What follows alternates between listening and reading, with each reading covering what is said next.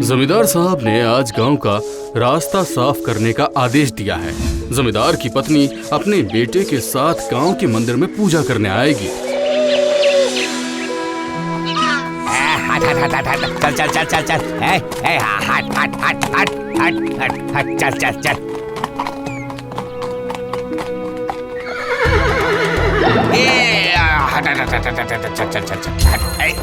जरा से चूक हो जाती तब तो तुम घोड़ा गाड़ी के नीचे आ जाती। हाँ? ओहो, मंदिर जाते वक्त रास्ते में इतनी बाधाएं क्यों आ रही हैं? जरा देखना बेटा। हाँ हाँ, आप बैठिए माँ, मैं देख कर आता हूँ। क्या हो गया रामू चाचा? देखिए ना छोटे मालिक, ये लड़की घोड़ा गाड़ी के सामने आ गई थी। जरा सी चूक हो जाती तो। तुम कौन हो? मालिक, यह हमारे रमेश की बहन की बेटी है, कमला। दरअसल मामी ने जो काम दिया था उसे करने में देर हो गई, इसलिए जल्दी काम पूरा करने के चक्कर में। अच्छा अच्छा, डरो मत डरो मत, तुम अब जा सकती हो।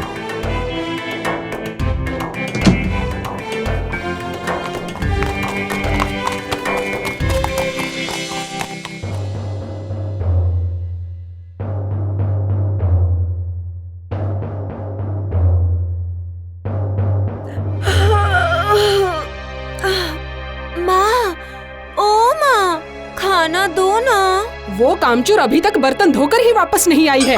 वो महारानी जब तक सब्जी नहीं काटेगी मैं खाना कैसे बनाऊंगी बताओ? लो आ गई। इतने थोड़े से बर्तन धोने में ही पूरा दिन खत्म कर दिया। चलो चलो जाओ और जाकर सब्जियां काटो और मुझ पर एहसान करो। बिन माँ बाप की बेटी कमला बचपन से अपने मामा मामी के साथ ही रहकर बड़ी हुई है। दिन भर इतनी मेहनत करने के बावजूद कोई भी उसकी तारीफ नहीं करता था। मैं बोल रही हूँ कि दुकान पर जो कर्मचारी आपने रखा है उससे आप हर महीने कितने पैसे देते हो? अरे हमारे घर में ही तो एक ऐसा इंसान है ना। उससे जितना मन करे उतना काम करवाइए, समझे? ये तो तुमने बिल्कुल ठीक कहा भाग्यवान।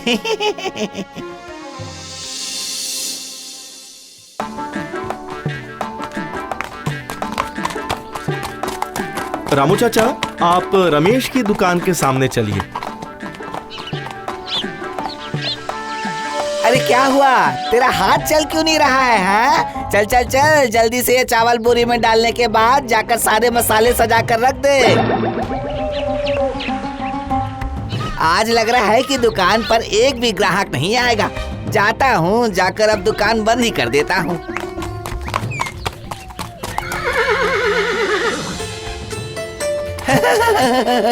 अरे मेरी तो किस्मत ही खुल गई। मुझ गरीब की दुकान पर अचानक से आप। कमला, जरा पानी लेकर आ बेटी। नहीं नहीं, मुझे पानी नहीं चाहिए। अब मैं चलता हूँ, ठीक है? अरे आखिर ये क्या हुआ? मुझे तो कुछ समझ ही नहीं आया।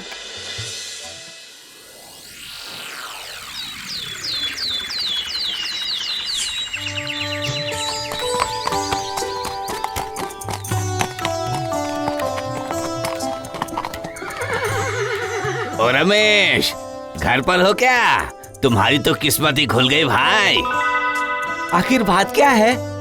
तुम्हारी बेटी मेरे छोटे मालिक को बहुत पसंद आ गई है। आज शाम को ही वो लोग तुमसे बात करने आएंगे, समझे?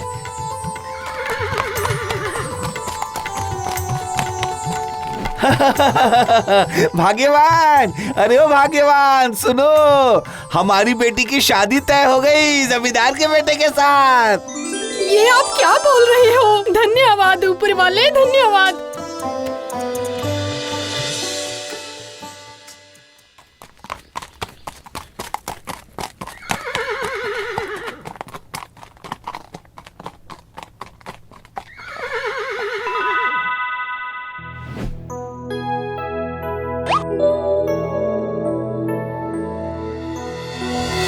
अरे ये क्या?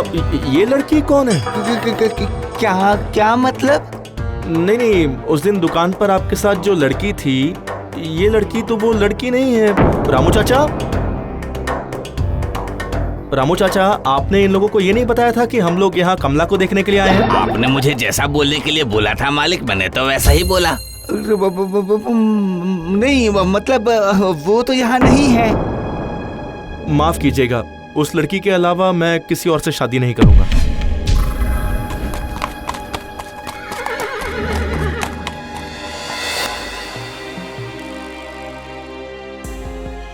मैंने जो सिखाया है सब याद रहेगा ना? ये भी बोलने वाली बात है भाग्यवान। उस लड़की की वजह से ही हमारी बेटी की शादी में रुकावट आई है।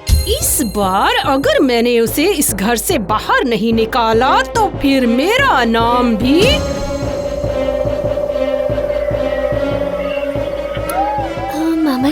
मामा जी, हम लोग कहाँ जा रहे हैं? मैं चल नहीं पा रही हूँ। प्यास से मेरा पूरा गला सूखा जा रहा है। अरे वाह, मिल गया। मैंने सुना है कि यही पास में एक तालाब है। चुपचाप यहीं पर खड़ी रहना। मैं यूं गया और यूं आया। मामा जी, मुझे बहुत डर लग रहा है। मामा जी, आप मुझे अकेले छोड़कर मत जाइए ना। हट पगली, भला डरने की क्या बात है, हाँ?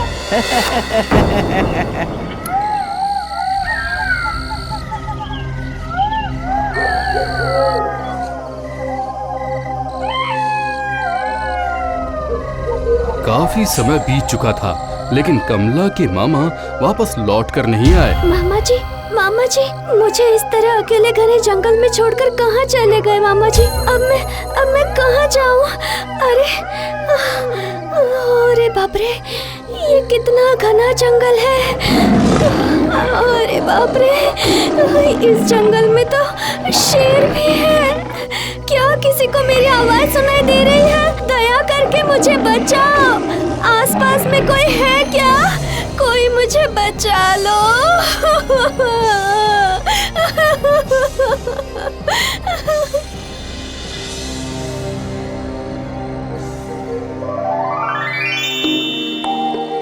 कोई रो रहा है, लेकिन इतनी रात में यहाँ कौन आया है?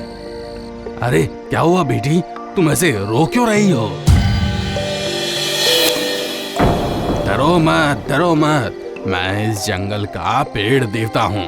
बताओ तुम्हें क्या चाहिए? प्रणाम पेड़ देवता, मैं कमला हूँ। इस जंगल में मुझे मेरे मामा अकेला छोड़कर चले गए हैं। दया करके आज रात मुझे बचा लीजिए पेड़ देवता, मुझे बचा लीजिए ना। तुम्हारी बातें सुनकर मुझे बहुत तकलीफ हो रही है। ठीक है, आज रात भर तुम निश्चित होकर यहीं पर रुक जाओ। किसी बात की चिंता मत करना।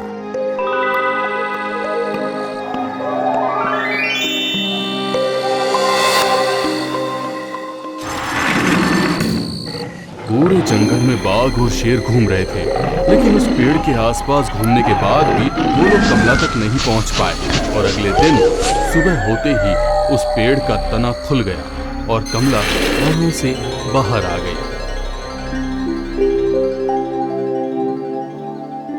पेड़ देवता, मैं आपकी पूरी जिंदगी भर आभारी रहूंगी। ओह, बाघ और शेर के प्रहार की वजह से आपको बहुत दर्द हो रहा होगा ना पेड़ देवता? तुम बहुत ही अच्छी लड़की हो। तुम्हारे इस व्यवहार से मैं बहुत खुश हुआ। तुम्हारा घर कहाँ है बेटी? मैं इस घने जंगल में रास्ता भूल गई हूँ पेड़ देवता। बिल्कुल भी परेशान मत हो, मैं तुम्हें एक फल दे रहा हूँ। इस फल को तुम जैसे ही बार बार काटती रहोगी, तुम्हें एक बीज मिलेगा। उन बीजों को तुम अपने रास्ते में फेंकते हुए जाना। वो बीज तुम्हें जिस रास्ते पर चलने का इशारा करेंगे, तुम उधर ही चलना।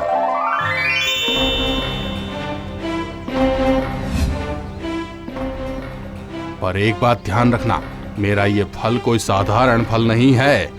जब भी किसी मुसीबत में पड़ जाओ तो ये फल खा लेना।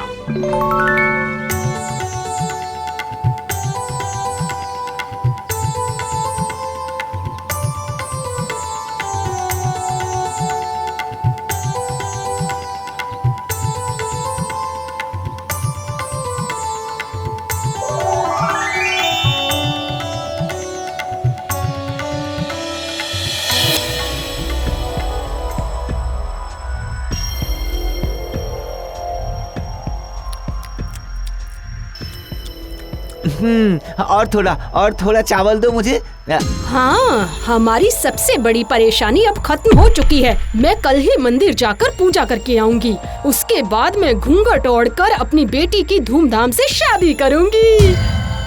ओह, तो अब मुझे समझ में आया कि आखिर आपने मुझे क्यों जंगल में अकेला छोड़ दिया। छी मामा जी, छी, ये आपने कैसे कर दिया? क्या तुम? अजी, आपने तो बोला था कि आपने क्या सोचा था मामा जी? आप मुझे जंगल में छोड़ देंगे तो बाघ मुझे खा जाएगा? हाँ, वैसे ही हो जाता अगर वो महान पेड़ देवता मुझे आश्रय नहीं देते तो।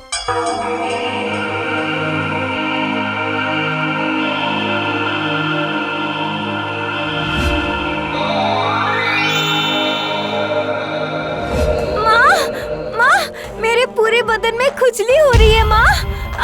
माँ, बहुत खुजली हो रही है माँ, बहुत कष्ट हो रहा है।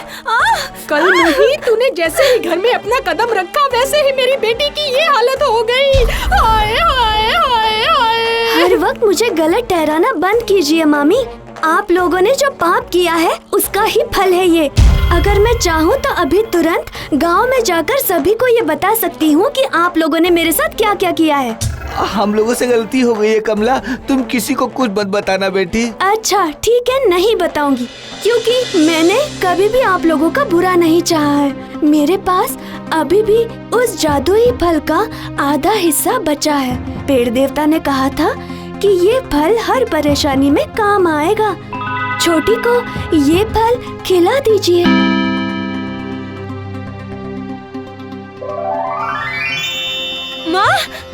माँ, ये देखो माँ, मैं बिल्कुल ठीक हो गई माँ। हम लोगों ने तुम पर बहुत अत्याचार किया है बेटी। मुझे माफ कर दो कमला, मुझे माफ कर दो। इसके बाद कमला की मामी ने खुद ही अपनी मर्जी से जमींदार की बेटी के साथ कमला की शादी बहुत ही धूमधाम से करवा दी।